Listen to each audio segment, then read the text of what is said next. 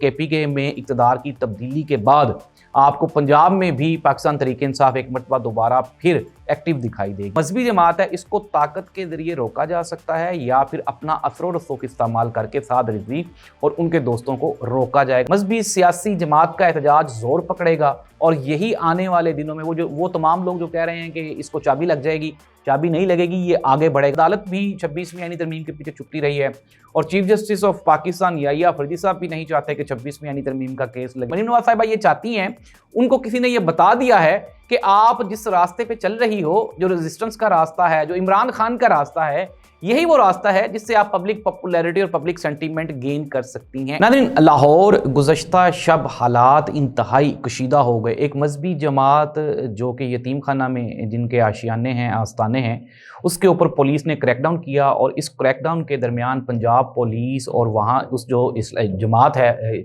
मजहबी जमात है, उनके कारकुनान के दरमियान तसादुम के नतीजा में ये कहा जा रहा है, अभी जब हमने पता किया अपने सोर्सेज से, तो ये कहा जा रहा है कि 2 लोग हलाक हो गए हैं और अप्रोक्सीमेटली कुछ 30 के करीब ज़ख्मी हैं।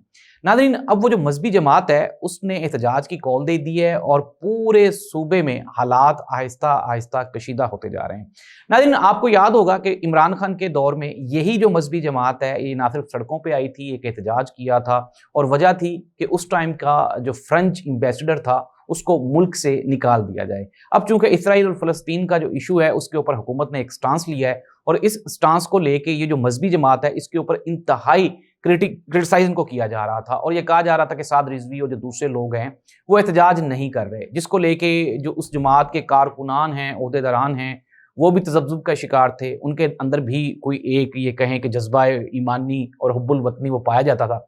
तो उन्होंने कल रात को अपनी वो जो फ्रस्ट्रेशन है उसको निकालते हुए वो सड़कों पे आ गए, उन्होंने एहतजाज किया और उसके जवाब में पुलिस ने उनको रोकने के लिए सख्त एक्शन लिया। नाज़रीन, मैंने आपको कल खबर दी थी 45 करोड़ रुपए के आंसू गैस शेल जो हैं वो खरीदे जा रहे हैं। ये वजह क्या है कि पंजाब में आने वाले दिनों में एक तो इमरान खान ने पाकिस्तान तहरीक इंसाफ के लिए एहतजाज की कॉल दे रखी है और आप देखेंगे कि KPK में इक़्तिदार की तब्दीली के बाद आपको पंजाब में भी पाकिस्तान तहरीक इंसाफ एक मरतबा दोबारा फिर एक्टिव दिखाई देगी और यही वजह है। फिर तीसरी जानिब जो पाकिस्तान पीपल्स पार्टी है उनके साथ भी अब आहिस्ता आहिस्ता हालात पहले जैसे नहीं रहे और दूसरी जो मजहबी जमातें हैं अब इसराइल और फ़लस्तीन के इशू पे ये भी सड़कों पे आपको आती हुई दिखाई देंगी। और इन तमाम अगर हम ये जितने भी चीज़ें हैं, ये जितने भी वाक़यात हैं, इंसिडेंट्स हैं, अगर इनको हम कलेक्ट करें तो मुख्तसरन ये कि मैं आपको बारहा ये बता चुका हूँ कि पाकिस्तान में किसी भी हुकूमत का जो मैक्सिमम टाइम होता है वो मैक्सिमम 3 साल होता है। तो 1.5 साल पिछली मरतबा PDM 1 की सूरत में और 1.5 साल इस मरतबा, लेकिन मरीम नवाज साहिबा के पास अभी 1.5 साल बाकी है क्योंकि वो PDM 1 में वज़ीर आला नहीं थी।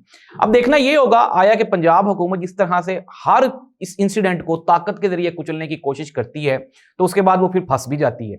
लेकिन क्या ये जो मजहबी जमात है इसको ताकत के जरिए रोका जा सकता है या फिर अपना असर व रसूख इस्तेमाल करके साद रिजवी और उनके दोस्तों को रोका जाएगा? ये एक बड़ा सवालिया निशान है। अब नाज़रीन, हम आ जाते हैं सुप्रीम कोर्ट ऑफ पाकिस्तान में जो 26वीं आईनी तरमीम का जो केस जारी है।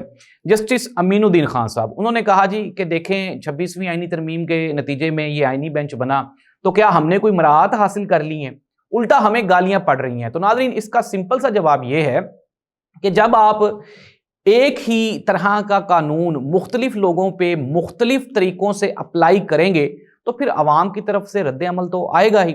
और 26वीं आईनी तरमीम में वकला का, अदलिया का, जजिस का और इंसाफ का जो रास्ता रोकने की कोशिश की गई है वो तो सबके सामने है। किसी भी मुल्क में इस तरह से ये नहीं होता कि जो उस वक्त के हुक्मरान हैं वही अदालतों के जजिस की अपॉइंटमेंट करें।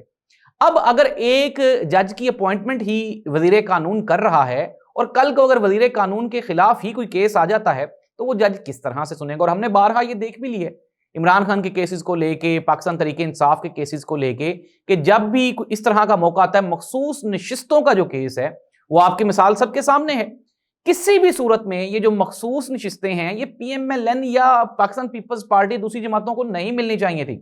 आप ना दे पाकिस्तान तहरीक इंसाफ को, ठीक है जी, पाकिस्तान तहरीक इंसाफ ने टाइमली अप्लाई नहीं किया, अपना जो है उन्होंने पिटिशन दायर नहीं की, तो उनको आप ना दें। लेकिन ये किस तरह से हो सकता है कि एक अवामी पार्टी जिसको अवाम ने 60% वोट्स दिए हैं और उन्हीं वोटों की बुनियाद पे मखसूस नशिस्तें मिलनी है, तो आपने वो सारी की सारी नशिस्तें उठा के PMLN और पाकिस्तान पीपल्स पार्टी को दे दी हैं। तो नाज़रीन, सुप्रीम कोर्ट ऑफ पाकिस्तान में ये जो मखसूस नशिस्तों का केस है, 26वीं यानी तरमीम पे बहस जारी है। ये आने वाले दिनों में आहिस्ता आहिस्ता मजीद क्रिटिकल सिचुएशन इख्तियार करती जाएगी। हामिद खान, बैरिस्टर सलमान सफदर, इसके अलावा और भी जो दूसरे वकला हैं, वो आहिस्ता आहिस्ता पॉइंट्स इकट्ठे कर रहे हैं, और ये वो, आप ये कहें कि ये वो प्रोसेस है जो बहुत पहले हो जाना चाहिए था, लेकिन अदालत भी 26वीं यानी तरमीम के पीछे छुपती रही है। और chief justice of Pakistan Yahya Afridi साहब भी नहीं चाहते कि 26वीं यानी तरमीम का केस लगे, पाकिस्तान के इदारे भी नहीं चाहते कि 26वीं यानी तरमीम को रोल बैक किया जाए। अब मैं आपको बताता हूँ, एक राब्ता हुआ है, और ये राब्ता पाकिस्तान पीपल्स पार्टी और पाकिस्तान तरीके इंसाफ के दरमियान हुआ है, और एक राब्ता पाकिस्तान पीपल्स पार्टी और PMLN के दरमियान हुआ है।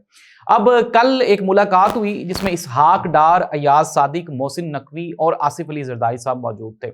इस मुलाकात का जो एजेंडा था वो ये था कि मरियम नवाज साहिबा की जो डायरेक्शन है उसको तब्दील किया जाए। लेकिन नाज़रीन, मैं आपको बताता हूँ कि ये जो दोनों बंदे जो कि आसिफ अली जरदारी साहब से मिले, वो दोनों इर्रेलीवेंट हैं। अयाज सादिक साहब और इसहाक डार साहब, ये दोनों इर्रेलीवेंट हैं। क्यों? क्योंकि मरियम नवाज साहिबा ना ही तो नवाज शरीफ साहब की बात मान रही हैं और ना ही शहबाज शरीफ साहब की बात मान रही हैं। मरियम नवाज साहिबा ये चाहती हैं, उनको किसी ने ये बता दिया है कि आप जिस रास्ते पे चल रही हो, जो रेजिस्टेंस का रास्ता है, जो इमरान खान का रास्ता है, यही वो रास्ता है जिससे आप पब्लिक पॉपुलैरिटी और पब्लिक सेंटीमेंट गेन कर सकती हैं। इट मीन्स दैट कि ये जो मुलाकात हुई ये बेनतीजा हुई, और मैं आपको ये सोर्सेज की खबर बता रहा हूं कि PMLN और पाकिस्तान पीपल्स पार्टी के दरमियान ये जो मुलाकात थी ये किसी भी नतीजे पे नहीं पहुंची।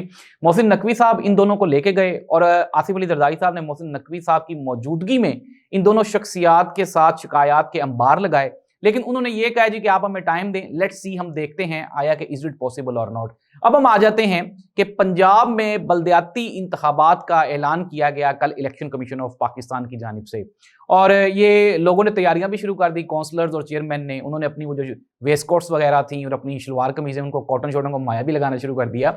लेकिन मैं आपको ये खबर दे रहा हूं कि ये अभी सिर्फ एक खबर है, और पाकिस्तान मुस्लिम लीग नून खुसूसन पंजाब में ये रिस्क नहीं उठाएगी। एक ऐसी सिचुएशन जब सूबे में सैलाब की सूरत हाल है, हंगामी सूरत हाल है, महंगाई है, अभी तक कोई डिलीवरी भी नहीं हुई और किसी भी किस्म की कोई इंप्रूवमेंट भी नहीं हुई, ऐसी सूरत हाल में क्या होगा?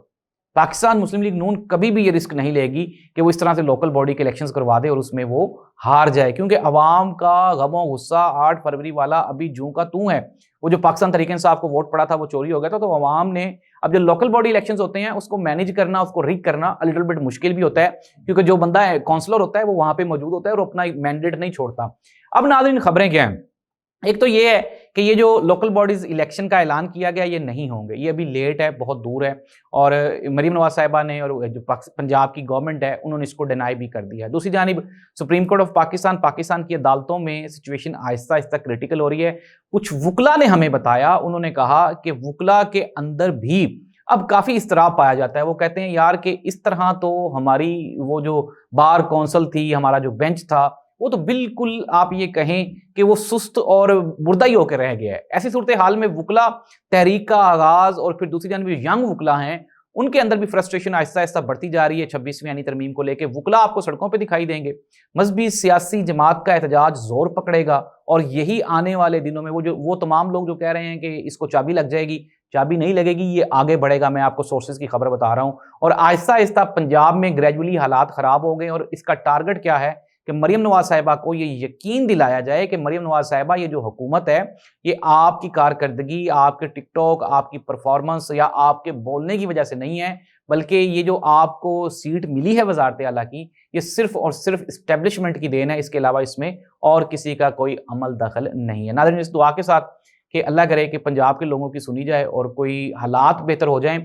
हुआ कुछ यूँ कि 9 अरब रुपया इश्तहारात की मद में, 45 करोड़ रुपया आंसू गैस शेल खरीदने पे हमने खर्च किया, और जो सैलाब मुतासरीन हैं वो आज भी वहीं के वहीं बैठे हुए हैं।